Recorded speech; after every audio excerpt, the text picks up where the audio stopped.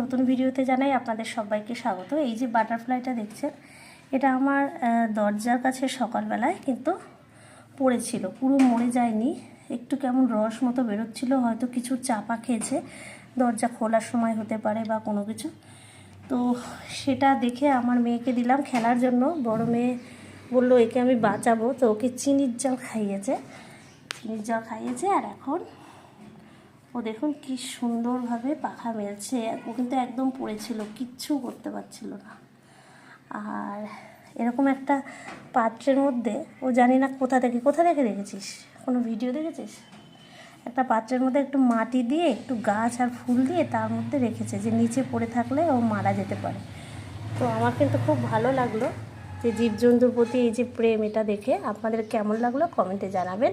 ভালো লাগলে চ্যানেলটি সাবস্ক্রাইব করে নেবেন। টাটা বন্ধুরা, সবাই ভালো থাকবেন, সুস্থ থাকবেন।